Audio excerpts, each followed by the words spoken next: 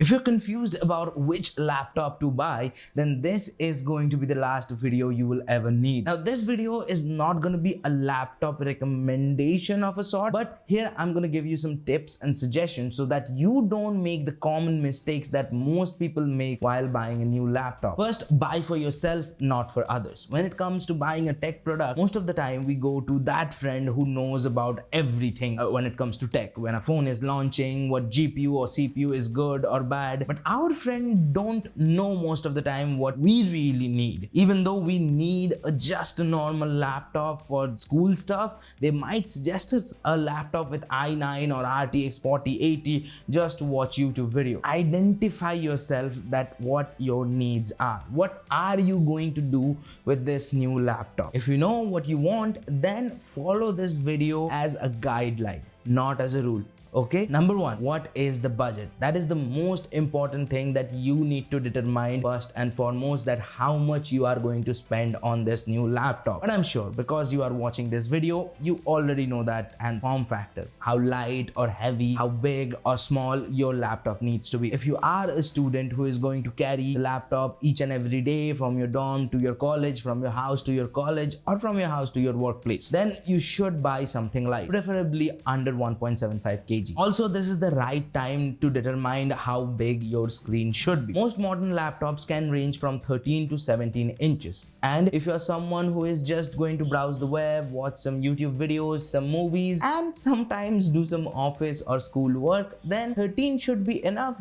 but prefer 14. But if you are a programmer or learning programming or do any kind of professional work on your laptop, then I would suggest you go with a 15 or 16 inch laptop, because 17 is a little too big. Some new laptops also comes with a little taller aspect ratio, 16:10 compared to 16:9, which most of the time you have seen with laptops. Now that we are talking about display, let's talk about display quality, refresh rate, and resolution. Most modern laptops comes with a variety of different display panels, ranging from IPS or IPS-like panels, OLED, mini LED, and TN. Now, talking about TN, you should stay away from that in 2024. And mini LED options, even in 2024, are very few and very expensive. OLED laptops are more expensive than IPS, but they do offer inky black, high contrast, and great color representation. But they do also have lower brightness, which can be a problem if you regularly use your laptop outdoors or your work environment contains a lot of light. So if you ask me, IPS is the best bet. They are cheaper, they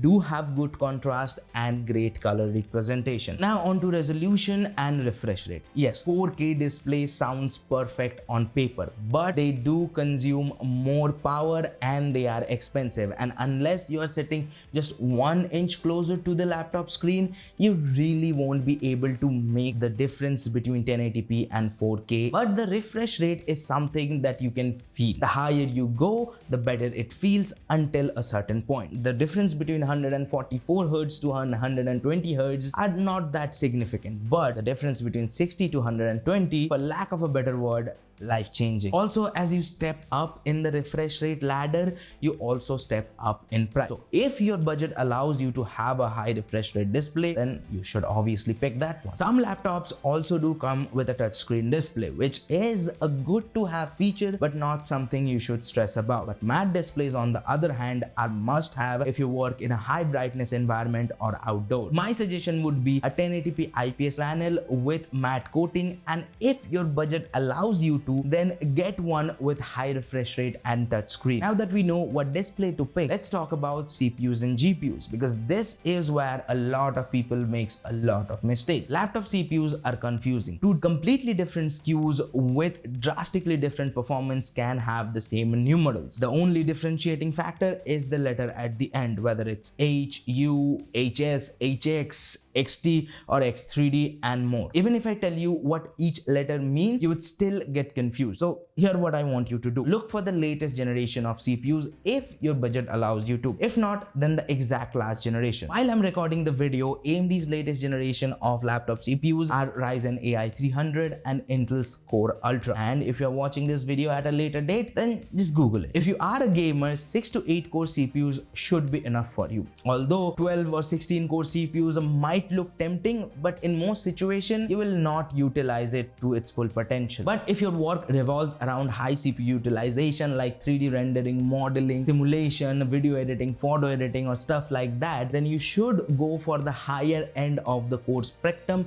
according to your budget. Then you should look for power drop. The higher the number, the better it's going to perform. For an example, a CPU with 45 watts, it's going to be much better than a CPU with 15 watts. And yes, Apple's M series CPUs used to be an exception to this, but after the introduction of M Pro and M Max, the higher you go in the lineup, the more it's going to consume power. And yes, I intentionally left the Snapdragon series of laptops because ARM on Windows hasn't matured to the point where you will be able to enjoy your laptop without any compromises. So at the end, if you are a gamer, 6 to 8 cores. If your work revolves around high CPU utilization, more than that. But the most important thing is the power draw. Now let's talk about GPU. If you want a dedicated GPU, then nvidia is going to be your best choice. Although AMD makes dedicated laptop GPUs, but most laptop manufacturers prefer going with nvidia. Again, look for the latest generation. For nvidia, it's their RTX 40 series, which consists of 4090, 4080, 4070, 4060, and 4050. 4080 and 4090 doesn't really offer the best value, so I won't suggest them. And here also the power draw matters. The 4070, 4060, and 4050, all of them range between 35 watts to 115 watts. And here also, the higher the number it is, the better it's going to perform. For an example, a 80 watts 4060 would perform much better than a 35 watts 4070. But if I have to recommend, a 4050 and 4060 should be enough for most people, and they are also cheaper compared to 4070. But remember to look for the power draw. Also, both Intel and AMD comes with a very powerful integrated GPU. AMD is a little bit better comparatively, and if you just play esports title or 40 to 60 FPS is enough for you in single player titles, then you should go for a integrated GPU inside a CPU or a APU or something sort of like that, because they are going to be little cheaper compared to laptops with dedicated GPU, along with they are going to be lighter. And if you don't play games or your work doesn't really need a powerful GPU, like you are a student and you're going to use your laptop for word processing, media consumption, entertainment, or some light note taking and studying, then you should buy a good laptop with a good CPU. Lastly, look for the cooling solution. Even though you pick the best GPU and CPU combo, if your laptop is not designed to adequately cool that hardware, so all that money and time eventually go to waste. That was a lot.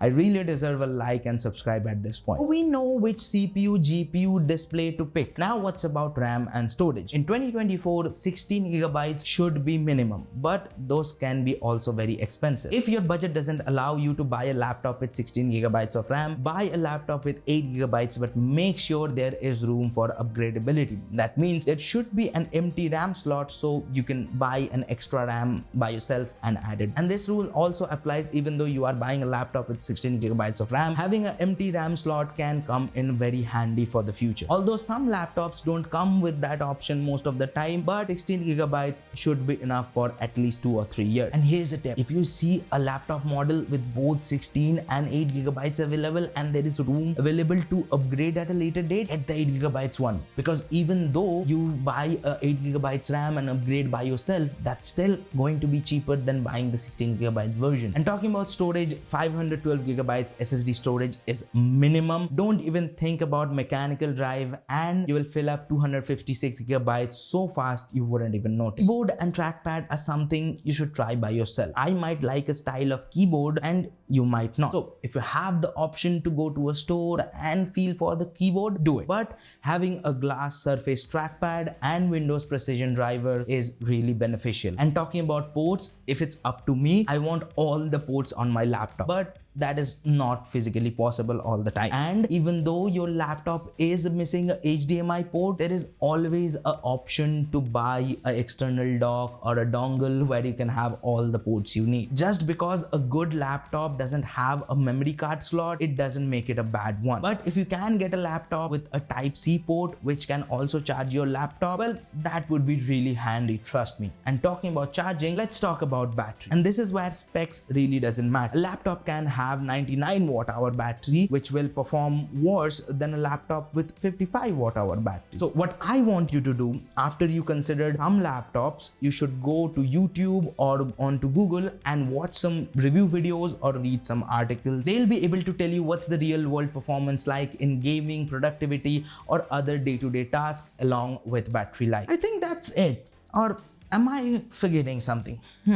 Oh yes, operating system. Majorly, you have two options, Windows or Mac OS. There are some apps which doesn't run on Mac OS and there are some which doesn't run on Windows. So based on your workflow and what softwares you need, you should choose an operating system. And nowadays, the difference between Microsoft Windows and Apple's Mac OS are not too much yet. Visually, they look different, but both of them are very user-friendly. And yes, there are other operating systems like Linux and Chrome OS. And if you want Linux, then you know you need Linux. And if you need Chrome OS, then you don't need this video. And finally, here are some words of wisdom. If you are on a tight budget, which is not allowing you to buy the best laptop, then you should hold out for a bit. Save up some money and buy one which has less compromises, because I'm a big believer in buying nice rather than buying twice. But that doesn't mean I'm suggesting you spending outlandish money on your laptop. You shouldn't also do that. Trust me, you don't need an i9, you don't need an RTX 4090. And don't think everything I have told you up until now is something like a rule written on a stone. Use them as a baseline suggestion of a sort. And if you already have a laptop isn't performing to best of its capability, then here are something you can do. Replace the battery. It is very easy. If it has a mechanical drive, change it with a SSD. If there is room for upgrade the RAM,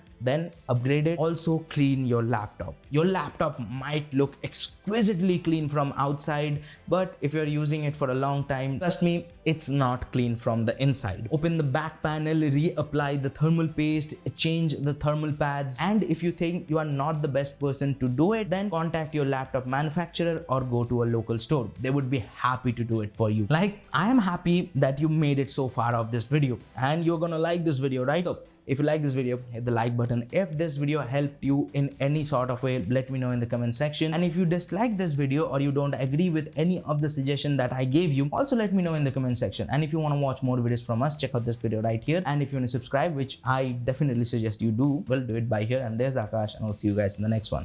Peace.